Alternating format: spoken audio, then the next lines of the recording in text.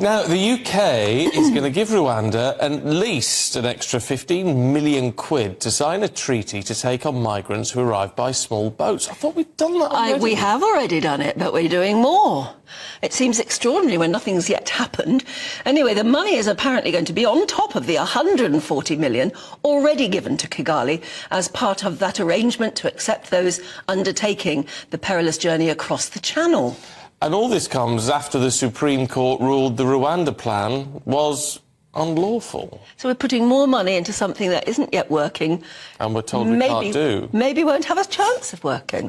Well, we're joined now by political consultant and strategist Peter Barnes. A very good morning to you. What is the strategy then? Because it seems meaningless. I have to admit, this is another chapter in the saga of the Rwanda story, isn't it? This story just seems to keep going on and on and on. I think this is really to kind of boost and kind of calm some of the problems that the Supreme Court raised with actually picking Rwanda as a country. And I mean, I was really staggered as to how quickly they got this treaty put into place. Usually these things take a very long time to sort out, but this seems to have been done rather quickly, and that surprised a lot of people. All right, so what difference does having a treaty make? Yeah, so it's more kind of the legal perspectives, and then it's also the fact that we could deem Rwanda to be a safe country, and we kind of skirt round the Supreme Court decision, because obviously the government can't be seen to kind of ignore the Supreme Court, obviously. So what they're doing is they're trying to work around it, which I kind of get that idea, but I don't know. I don't think it's going to well, how does £15 million extra turn Rwanda from an unsafe country, which is what the Supreme Court said, to a safe country? Well, that's a good question, because I can't tell you the answer to that. I'd be fascinated to know the theory and why and what this money is specifically going to be spent on. The government has been a little coy over actually naming the specific things that they're going to invest in and fund, but I suppose we'll just have to wait and see. But this just seems to be just throwing money at a problem, where I don't think money is the problem. I think there's a real policy failure from the very start of this policy idea, and I think the government's getting caught out yet again.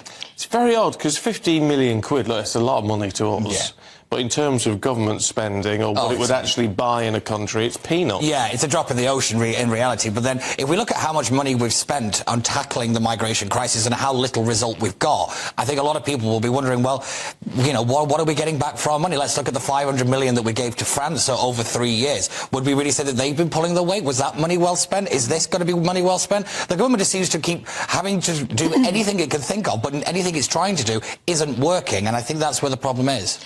The deal with us with Rwanda is to handle something like 200 migrants. It's an awful lot of money to be spending on what would only be 200 migrants, even if it actually was working. Yeah, I have to. This was always my biggest criticism of the Rwanda policy, is that it doesn't really fix the scale of the problem.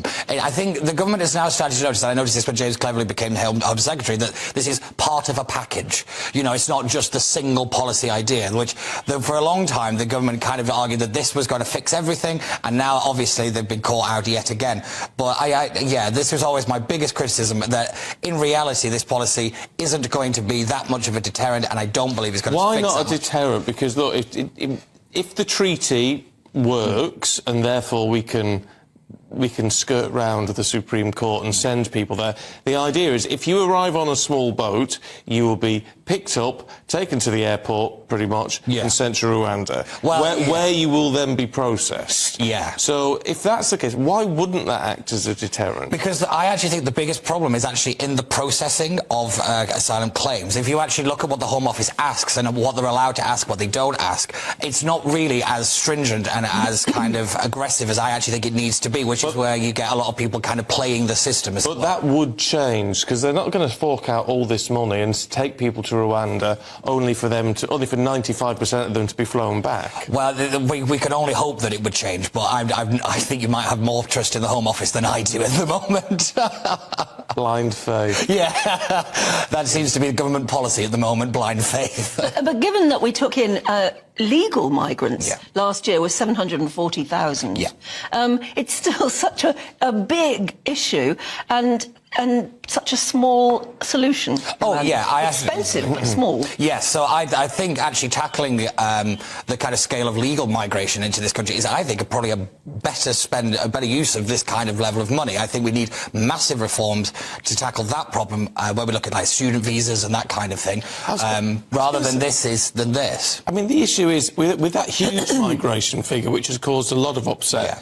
I mean, the problem with that is down to visas being issued. Yeah. Mm-hmm. So why aren't they just issuing fewer visas? Well, if we look at some of the countries where they're coming from, say India, for example, in the free trade negotiations and everything, there are actually visas programs, and like we actually needed the people to come here. This was one of the biggest problems. Is you want to really fix the migration problem, you fix the skills problem that we have in this country. We have a huge skills gap, and we need the people to actually come here and to do the jobs that we don't have people because we've failed to train previous generations to take up the jobs that are now employable. We haven't got a skills gap of 750,000, so why don't they employ a hard cap, which is what we haven't got at the moment? Oh, I think I definitely agree that that's what we should be doing. I think we should look at also increasing the kind of minimum economic level as well. I think that, and salary. I mean, that's what Brexit was meant to allow us to achieve. Yeah, definitely. And this is yet again one of the things that I'm a Brexiteer. I voted for Brexit, worked on the Brexit campaign, and I feel very let down over this, because this is one of the reasons that people voted for it, which was to actually control our borders.